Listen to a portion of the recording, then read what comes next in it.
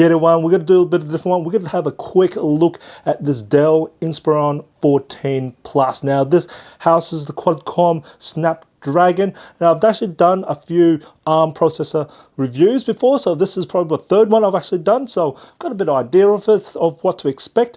And really, I'm going to give this a very quick review because most of the time, as always, hardware seems brilliant on these Qualcomm computers. Each manufacturer have done a fantastic job, and really it comes down, just as a word of warning, it comes down to app support. So really, if you're looking at getting these Qualcomm computers, then just make sure that your app has compatibility is good.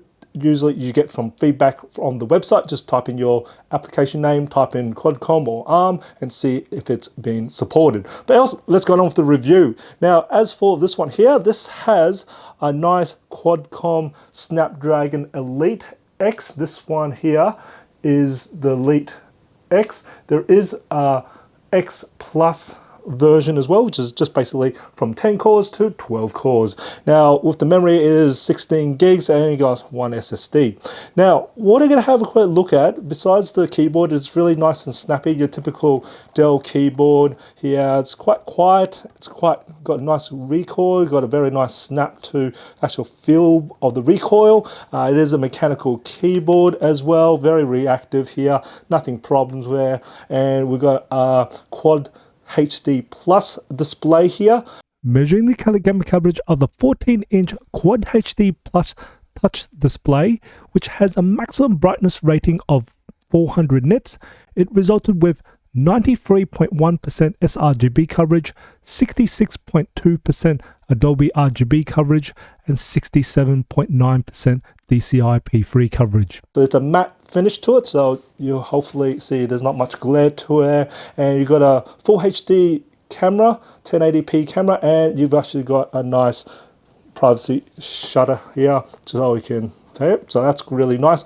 Great sounding speakers. I didn't have any issues there on the speakers. I really quite liked the sounds of these speakers. Nice, got overall quite balanced, actually, surprising for the speakers. So you actually see on the top, and you also see there's some on the bottom here. So quad speakers there. Quickly expanding on the sound quality, we do have a lot of bass, and again, like I said, it's very balanced. It's got a nice reverb to it and acoustic. So fantastic speakers there, and actually get quite loud, so we can go for it. Our whole build is aluminium build. It's all silver for here, for even on the palm rest here as well, and also the bottom here, it's got a nice aluminium build on there.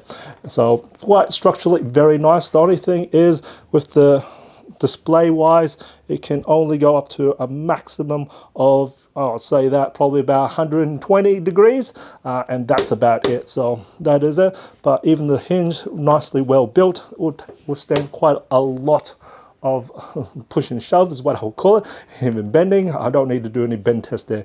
The biggest thing about this computer here, and it's probably the most amazing part, is the battery life. It's amazing. It's like, I've done 3 reviews on Qualcomm computers. This is the 3rd one here, and this simply outbeats everyone else.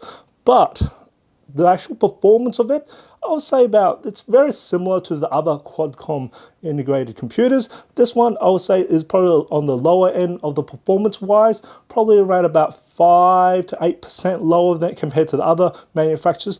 But what makes up for it is the battery life. I was getting anywhere between an hour to 2 hours more on this Dell version compared to the other manufacturers for the Qualcomm. The Inspiron 14 Plus comes with a 54 watt-hour battery, and when I tested out that battery life, I managed to get 20 hours and 35 minutes for the application battery life test in PC Mark 10, 20 hours and 21 minutes for the video playback in the Procom battery life test. Now, this is ahead of the market. This is amazing. You will get all-day battery life from this Inspiron 14 Plus. Looking at temperatures and fan noise, when I took my measurements, the ambient temperature room was 26 degrees Celsius. And just to give you a reference point, my hand was anywhere between 36 to 37 degrees Celsius at this room temperature. So hopefully it gives you an idea how hot or how cool this laptop could be. So I took my base measurement when the computer was idle, and the hottest air around the keyboard measured a maximum of 33 degrees Celsius. And as for the fan noise, it pretty much stayed silent at 35 decibels. And then I put 20% load on the computer. It's pretty much average use. So it's tasks like office productivity work, surfing the web, streaming video. And the hottest air around the keyboard measured a maximum of 36 degrees Celsius. And the fan pretty much stayed still silent at 35 decibels. Then I put the computer on 100% load and put the fan profile in ultra performance. So we're just going to let this run at its maximum potential just to give you an idea how hot this could maximum be. And the hottest air around the keyboard measure a maximum of 50 degrees Celsius. And as for the fan noise, hit a maximum of 39 decibels. So it's not really that loud at all. And I also measured the bottom back cover while I had 100% load in this ultra performance mode. And the hottest air around the bottom back cover measure a maximum of 45 degrees Celsius, where it pretty much has the exhaust.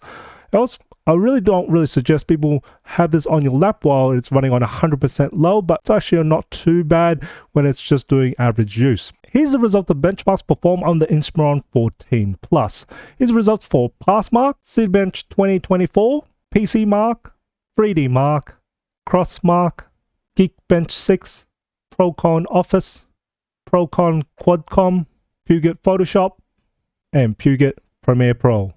Now we'll just quickly go through the ports. We've got two USB 4 ports. Now these are 40 gigabits and you can actually do power delivery, so they will take it. Does come with a 65 watt power adapter, but you can charge it with 100 if you wanted to. And you got the micro SD card slot, which is fantastic. On the other side here, which is the right hand side, we've got a USB type A port, and that is USB 3.2 Gen 1. Then we also got the audio combo jack here, and we also have a fingerprint scanner right up here too. Not my favorite place where the power button is, but as I always said, I prefer having the delete key there, but this is just something to be aware of, that the power key is on the very top right hand corner. But overall, a decent computer, does well, amazing battery life, amazing, just big, long battery life. That's what you're really after. And just again, look at the app support if you have compatibility with your app that you're mostly using for ARM. And I hope you find this video informative. If you enjoyed it, if you did even support my channel, smash that like button for me, share this video, it does help me out. And as always, imperfections in life makes it beautiful and interesting. And I'll see you next video.